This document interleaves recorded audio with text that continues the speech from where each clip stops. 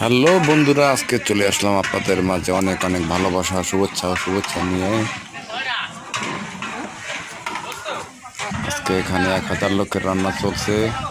সবাই আমার জন্য দোয়া করবেন এবং ভালো থাকবেন। আল্লাহ হাফেজ।